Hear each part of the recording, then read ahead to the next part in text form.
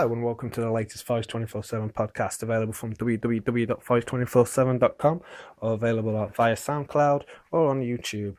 Hopefully available soon on iTunes. This was recorded with Ben from My Only Forest blog, and this week we discussed the two wins against Huddersfield, the draw against Bolton and the win against Charlton, and look forward to the games against Sheffield Wednesday, Wolves and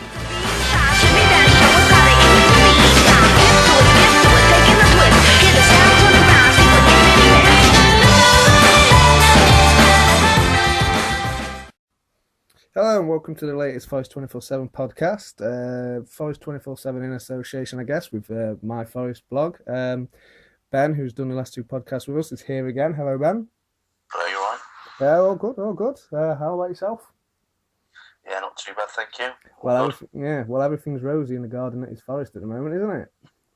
Definitely. I know I said on the last one, 9 points out of 9 was a minimum I was expecting, but I'm quite pleased with 7 out of 9, to be quite honest. I might have been pushing it a bit. The 6-1 win has certainly softened that blow, if it is one. It's not even an element of essentially the great results. In terms of the Bolton game, I mean, it was one we deserved to win. It's a little bit disappointing that obviously we didn't, and it was your age-old goal of a cross from the wing and someone finishing within the 18-yard box essentially unmarked, but getting used to it now, it shouldn't be a surprise anymore. Yeah, I think the Bolton game, mainly from where I was sitting, really, it was just two mistakes that cost him that game, really. One of them, Darlow made a brilliant save from Kevin Davis because someone switched off in midfield, and the goal come from Lansbury losing it in midfield, and they just went down one of the wings and no one picked him up. So just one of the things, but we've really made up for it after that game. I mean, that first 10 minutes against Huddersfield, though. Yeah, I was going to say James Vaughan was like a proper Premier League played into. What an overhead kick. It was a strange one, and I mean, James Vaughan, of course, I always remember him as having one of the most horrendous injuries I've ever heard about, where he was out with a severed artery or something. Yeah, when he was on the pitch with the blood coming down his sock, terrible. Yeah. Anyway, so that's a side point. We won't dwell on Huddersfield strikers. It's about Billy, not him. I was kind of running into the ground just about on time. I don't know. Did Lynch get a good reception? Yeah, no one booed him.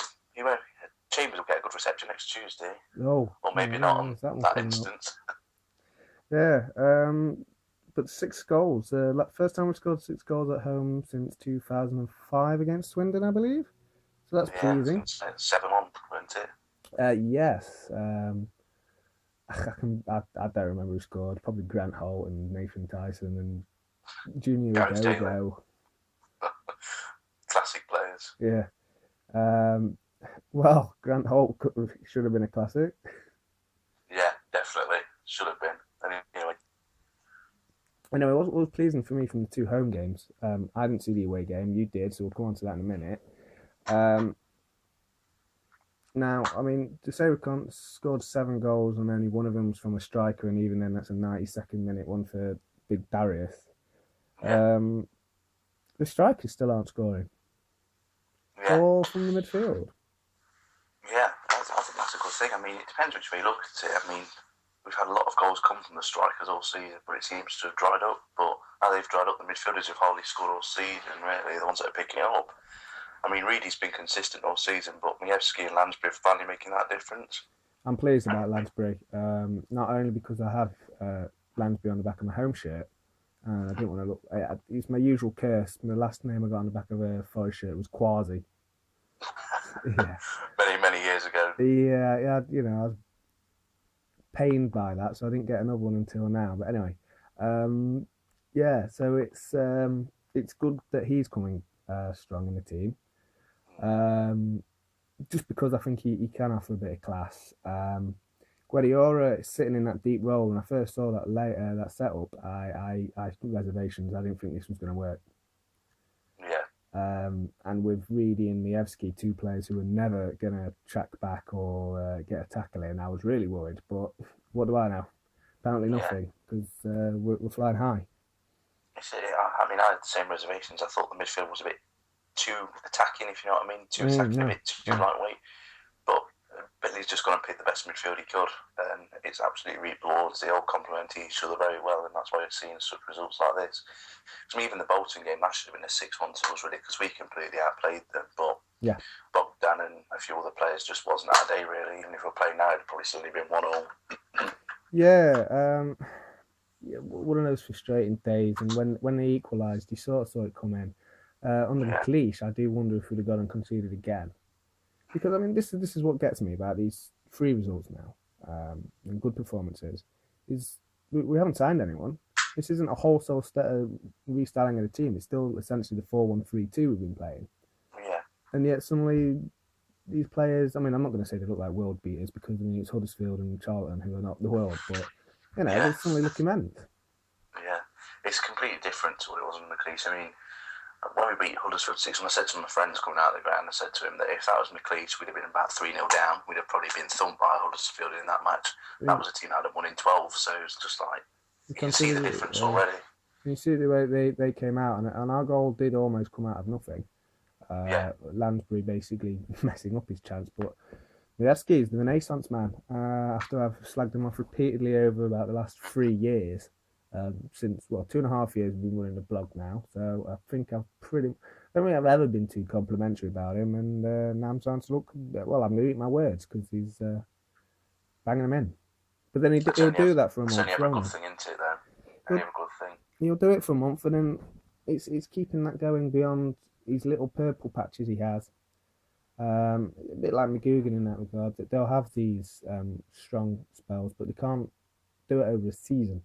Yeah, I mean, I think Mievski for me, I've been the same as you, and I think there's a few others on the forum that have been exactly the same with regards to Mievski. Just he lived off goals, he lived off the Derby goal, he lived off the West Brom goal, never really produced anything since. Yeah. But this season, I really think his overall game's come on leaps and bounds. Under O'Driscoll, it really helped him, and he's got even better under Davies, it seems, straight away, because he's not the one that's setting the goals up or shooting, but some of them balls he's playing through and keeping the movement going. It's invaluable to some of the goals we've scored in the previous weeks, and I think he's come on a lot more this season. He's offering a lot more than he ever has done before. I mean, he's finishing games for a start now. He's not coming off after an hour like he has been previously. It's brilliant to see, really. And, I mean, in terms of his goals, I mean, one thing no one's mentioned, which I think does need mentioning, is for Mievski to score his goals, someone's got to find him in that space.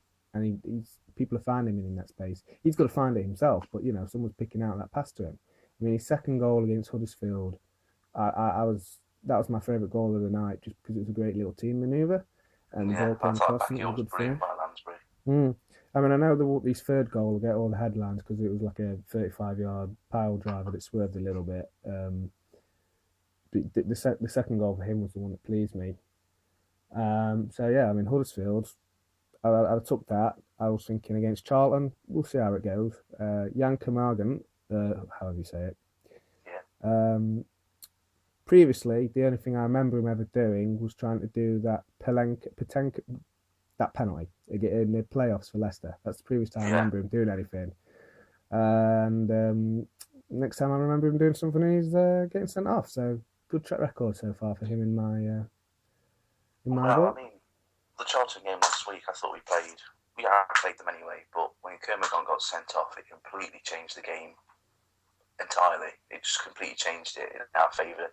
We just had to come out and get the goals. I mean, Charlton was doing something, but we just were passing to death again. It was like we were just a better team already. You knew who was going to probably win, but when the red card came out, that was it. The thing that speaks volumes to me is on Twitter, a lot of Charlton fans have come out in high praise of ourselves. They've said we're one of the best teams we've seen, and you know, not begrudging us a win. Or you know how usually, even if you've outplayed a team, you get some fans come on and say you fluked it, and you just think, well, what game were you watching? Something like the Derby game or something, where, you know, they say, oh, you smashed and grabbed. It's were you watching that game? But Charlton fans have come out and said, yeah, look, hands down, no excuses about saying it's the red card changed the game. You deserve to win. You won. Fair play. And I sort of respect that. Honestly, it's brilliant. I think you appreciate that honesty sometimes. I mean, I'm quite adamant the best teams I've seen any of this season. One of them was definitely Millwall. I thought they was brilliant, and I think Watford were the other two. I think they're the two best teams I've seen play this season. Well, Watford, when we played them, it was a funny time because they weren't quite in the position they're in. and everyone thought that was a winnable game. And I don't think they realised who Vidra was. I don't think anyone knew anything about Watford. They were just piquing people's interest. So if we played them now and they did that, then I think we'd be a lot more aware. I mean, I think that Vidra, I've never seen a more obvious Premier League player playing in the Championship. I think he's better than Zahal or any of them lot. He seems to be going by unnoticed. Yeah, I'd be interested to see what happens if they get promoted, whether Udinese let him have him. I mean, the whole Udinese model is an interesting one, that they just basically shed loads of cheap young players from around the world and try and sell them for a profit whenever they can. And so I wouldn't be surprised to see someone buy Vidra in the summer, because Udinese will be open to an offer. Yeah, I mean, I think it's Charlton got over the goal this season, because I don't think they'll be able to do next year what they've done this season when they've got about 14 loanees from another country. They can play more in the same squad, just because it's a loophole in the law. Well, it's a the laws of loanees. Fair play. I mean, there's been a couple of managers moan about it. I think Holloway did, but they're kind of, look, it's a loophole. They've done well to exploit it. I mean, they might do well to keep hold of Zolo if Chelsea are going to change the manager. Chelsea legend, putting in a good account as being a manager. I'd say sack him in October. That's not we carry on at this rate, Chelsea will be wanting Davies. Yeah. You never know. Maybe not. I cannot see him working with Abramovich at all. So there to advise and recommend. Yeah. Onwards and onwards. We move on to Saturday, Sheffield Wednesday, winnable, but they're on good form. And then we've got Ipswich and Wolves next week. You've got to look at 6 points out of those two. Yeah, definitely. I mean, I think the Ipswich game will be tricky than what I probably would have thought it'd like to be. I think McCarthy will get them set up quite well, but they've started to wobble a bit. And Wolves, I don't know what's going off there. I can't believe they're in the bottom three. It's a classic team who's coming down and imploding, isn't it? It's happened a couple of times. The team's just fallen through. But I mean, they've got a losing mentality in there now. I mean, the other thing is with Ipswich is, as you've mentioned, a certain Gobby Luke Chambers, who may regret some of the comments he made now. Yeah. But we'll see. It's funny, it's always comes to bite him back. Him and Lynch have not done much since they left us, really. So it's interesting, to say the least. I'd love another 6-1 game, just to cheer off Luke Chambers, really, because some of his behaviour last season was unacceptable, really. For a captain, yeah. I forgot about McGoldrick's being there as well. But he won't be able to play against us because he's on loan. No, he won't be playing, which is probably a good thing, I suppose, but I don't think he'd have scored anyway. We know where he is. We know what he brings to the team. So that's all the on the pitch matters, as it were. We have the usual sort of array of off-pitch matters. A couple of appointments here or there. Gary Brazil is the interim head of the academy, which flies in the face of what everyone said about Billy coming in and ruining the academy, because apparently we're going for Cat 1 status. Which you could never grumble about. No, and we sort of touched on it the other day when I think we mentioned Watford a couple of weeks ago as well, with their academy table back. And I said the last podcast we mentioned with their owners have knocked theirs down to a grade 3 because of all the foreign players that they brought in, and they're not bothered about developing the youth, and we've done the complete opposite, which is brilliant. Yeah. We've got Charlie McPartland back in as the under-21 manager, the reserve team manager essentially, which is great because I always used to enjoy his interviews on Radio Nottingham about Notts County when he was their manager, because you couldn't understand a word he said. That was all he ever seemed to say. Just this noise. Yeah. Like he'd just been woken up from a drunken stupor on a settee or something. Incidentally, it was managing county, to be fair. Yeah, it was the Monto days, wasn't it? So. Yeah. Did you see? I don't know if you've seen it today. You've been away, Ben, so you might not have seen it. There's a picture tweeted from the youth team game, which we won last night. We're into the semi-finals of the Youth Team Cup, which means Chelsea can come along and sign the entire team, like they did last year with Bamford. Bamford, yeah. There's a picture in the director's box of Billy Davies sat with Natalie Jackson. Oh, very nice. Yeah, he said last week off the air about that one. Yeah, I know. Read into that what you will, everyone. They're cozying up next to each other, I'm telling you. And Tom Had, who is off the forum and he blogs for the Chad, he slightly touched upon their weird love affair in his latest Chad blog from 2 or 3 days ago. say rumours spreading fast. It's out there. It's out there. The other thing that set everyone's tongue wagging this week, just on a bit more, sort of off the pitch matters, there was a lot of reminiscing. About 3 years ago, we nearly signed this left back from Spurs called Gareth Bale. Whatever happened to him? Yeah, I'm going to say the flop. I think he was at the time a massive flop. Well, it just started making me think of players in the recent history, the ones that got away, the ones we could have had. I mean, I don't mean the likes of Janice, or we're going back a long way, but we did have Rod Fanny on trial once, who now plays for Marseille and has had French caps since. Yeah, it's unbelievable. I mean, there's obviously people like Wright Phillips, who was in our own academy, that we could let go. But I mean, that transfer when we went for Bale, I mean, there was him, there was Victor Moses, and there was Nicky Shaw who was after. If we'd have got them three, we'd have walked that league. I forget them. Victor Moses, we were offering something like $1.5 million, and that was a realistic fee. And you look at where he is now. I mean, I guess the equivalent would be Zaha, really, at Palace. Yeah, that's it. But I mean, the guy from the Evening Post, he put on Twitter, I think it was yesterday, he was saying that we had a 1.5 million bid in place to actually go through for Bale. I mean, if that had happened, it's just, well, Bale wouldn't be here now, put it that way. But it would have just been unbelievable to have a player of that quality playing Forest Red. He was a left back then, he wasn't a left winger. We would have kept him at left back, because we never had a left back, so he wouldn't have gone on to be the success he was. Although I was thinking the other day, if Lansbury can keep going, there's no reason why Lansbury can't bounce back like Bale's done. I think Bale needed a chance, which he got under Redknapp. I think if Lansbury can keep going and get better and better, which he obviously is doing, there's no reason why he can't be that Bale player we nearly signed 3 years ago. Yeah, no, I definitely agree. I've mentioned before, I've got a bit of a soft spot for Arsenal just because I like the way they play football. And so he'll have been educated in that way. There was a slight fallout this week as well that Derby fans were trying to mock us because we flew the Q80 flag above the Brian Clough stand of Q80 Independence Day. So that's our Q80 owners who own our club flying their flag on their Independence Day. Now, how Derby fans are trying to mock us. How many of those people, if they moved abroad, might fly the Union Jack outside their house on St. George's Day or during the Olympics? It just makes me laugh that people are trying to score points over something ridiculous, because they would. It's anything, everything and anything. They'll try and do it now. I mean, I end up not being impressed on Twitter the day when, this was our own fans, this was, but I don't know if you saw the photo going around of the Derby fans at Charlton in the away end and Forest fans at Charlton in the away end, and we obviously had a considerable amount more. But as you say, it's always points scoring. I mean, it's pathetic. The whole attendance thing is quite clear that they get better, more home fans than we do, and we get more away fans than they do. But I think we're closing the gap on home fans. But at the end of the day, I'm not really bothered, to be quite honest, what happens. No, and we don't give tickets out with mobile phone contracts. But just to cover that up. We've apparently lowered the price again for the Ipswich game, which is a couple of people have been slightly eyed about it because it's not one of the scheduled cheap games. So people are trying to suggest, it's not worth me getting a season ticket. But I think the club have looked at it and thought, well, hang on.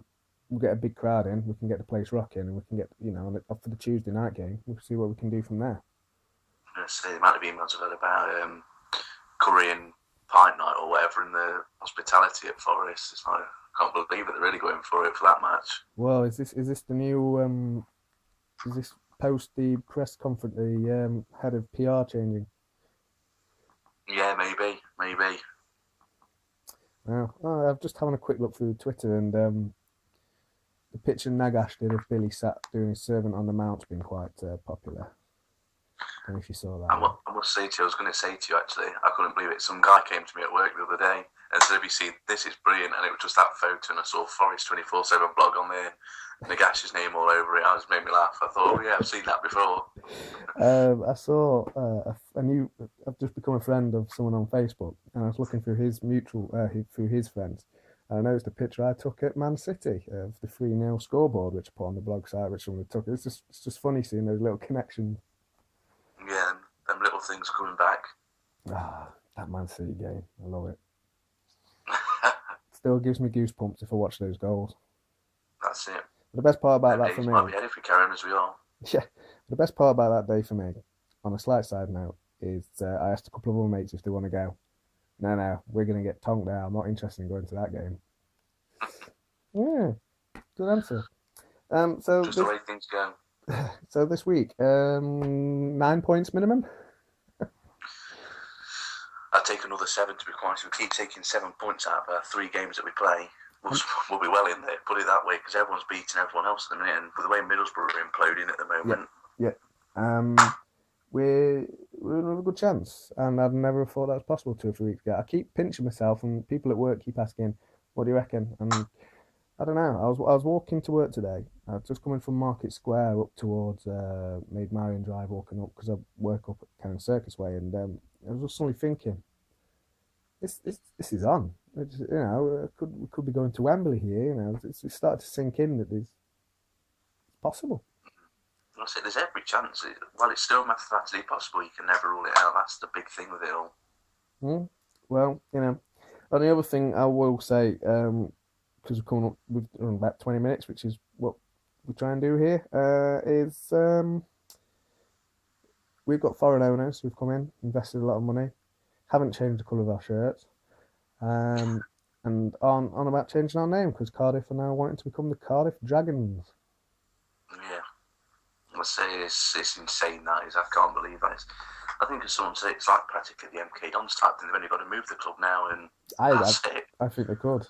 I generally wouldn't be surprised if Cardiff's ownership tried to move them. But yeah, so what a difference a month makes. A month ago, it's the end of the month. Everyone hated Fawaz, thought he was an idiot, and now everyone loves him again. And it's all because of good old Billy getting the results back again. What a difference a couple of results make. Everyone's happy. Well, thank you very much, Ben. No worries. We'll see whenever we can next do this again, because we meant to do it weekly, but last week we were both too busy. So, yeah. We're back on track next week. Well, hopefully we'll have a couple of victories to talk about, and look forward to the Wolves on the Saturday, isn't it? Yeah, that's it. It'll be exciting. Cheers, Ben. Cheers, bye.